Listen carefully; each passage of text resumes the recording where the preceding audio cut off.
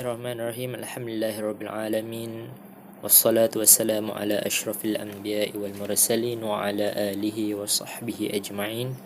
Assalamualaikum warahmatullahi ta'ala wabarakatuh. Alhamdulillah, bertemu lagi kita pada kali ini bagi membincangkan subjek Tauhid tahun 3, pelajaran pertama beriman kepada Rasul.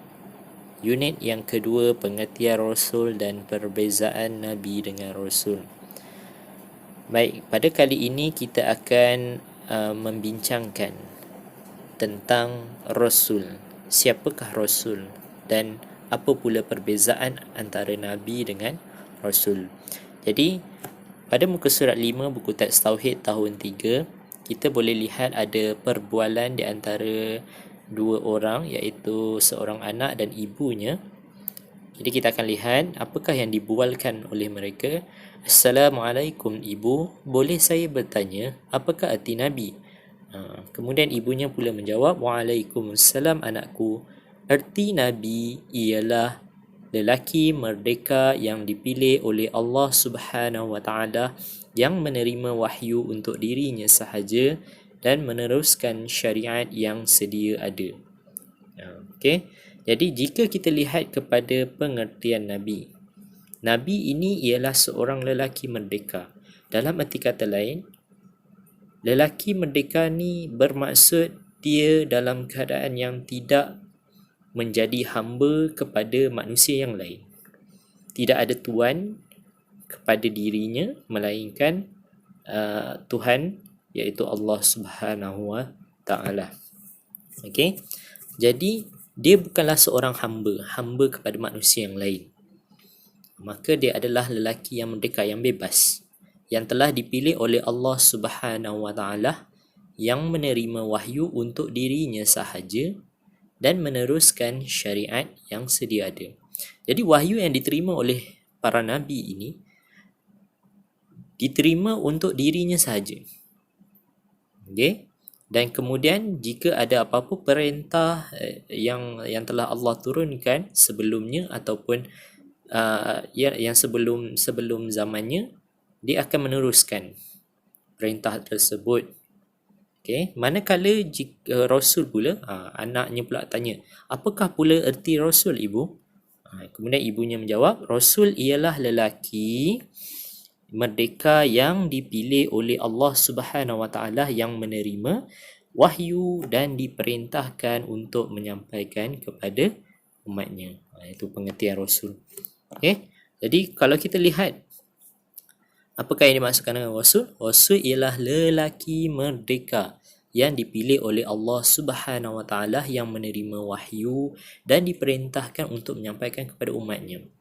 Rasul juga merupakan seorang lelaki yang merdeka, yang merupakan bukan hamba, tapi hanya hamba kepada Allah Subhanahu Wa Taala, bukannya hamba kepada manusia yang lain, tidak bertuan. Okey. Baik. Rasul ni juga menerima wahyu. Namun Rasul mereka diperintahkan untuk menyampaikan kepada umatnya. Jadi perbezaan antara Nabi dan Rasul tadi, kalau kita lihat kepada pengertiannya, Nabi ni dia menerima wahyu tapi untuk digunakan pada dirinya sahaja. Manakala Rasul menerima wahyu dan mereka ni akan menyampaikan kepada umatnya, bukan simpan untuk diri mereka sendiri, tapi mereka menyampaikan kepada umatnya. Sebagai contoh, Nabi kita Nabi Muhammad sallallahu alaihi wasallam yang menerima wahyu dan menyampaikan kepada umatnya sehinggalah kepada kita sekarang ni, umat Islam sekarang ni. Baik. Jadi itu perbezaan dan tanggungjawab antara seorang Nabi dan seorang Rasul. Jadi kita perlu ingat bahawa Nabi dan Rasul ni ialah lelaki merdeka. Pertama, bukan perempuan. Rasul dan Nabi ni semuanya lelaki. Yang kedua ialah merdeka. Maksudnya bukan hamba. Kalau bagi yang pernah tengok cerita Tiga Abdul, yang ada jual beli orang, lelong orang, itu pada zaman tu menggambarkan bahawa pada zaman dulu tu ada perhambaan. Dijualnya orang tu, siapa yang beli maka dialah menjadi tuannya. Okey, itu yang dimaksudkan dengan hamba. Baik, manakala yang merdeka ni pula maksudnya tidak menjadi hamba kepada manusia yang lain. Itu maksudnya. Okay, jadi Rasul dan Nabi ni adalah lelaki yang bebas, yang merdeka, yang tidak bertuan. Hanyalah hamba kepada Allah Subhanahu Wa Taala. Kemudian Nabi ni pula dia menerima wahyu untuk dirinya sahaja. Rasul pula menerima wahyu untuk disampaikan kepada umatnya. Itulah perbezaan antara Nabi dan Rasul. Kita ingatlah ya. Baik. Jadi sebenarnya bilangan Nabi dan bilangan Rasul ni ramai. Bilangannya ramai. Ada riwayat yang mengatakan Nabi ada 124,000 orang. Manakala Rasul ada 313 orang. Wallahu alam. Apapun jua, yang wajib kita ketahui hanya ada 25 Rasul. Okay? Wajib ketahui hanya ada 25 Rasul sahaja. Ingat tu. Baik. Jadi, marilah sama-sama kita tengok siapakah ataupun apakah nama-nama Rasul yang wajib kita ketahui.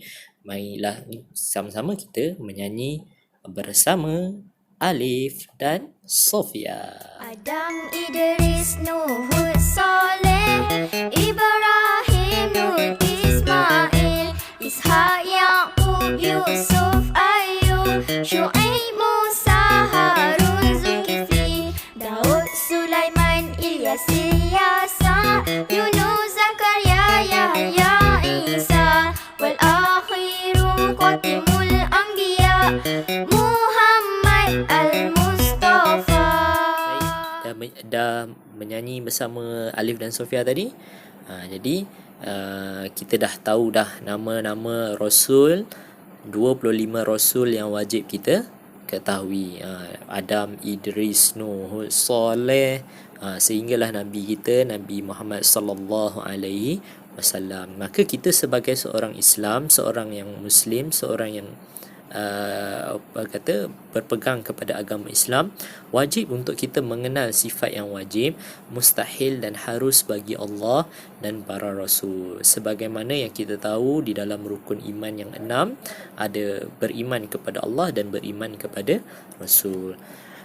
Baik, untuk yang terakhirnya, marilah sama-sama kita amalkan berselawat ke atas Nabi Muhammad sallallahu alaihi wasallam.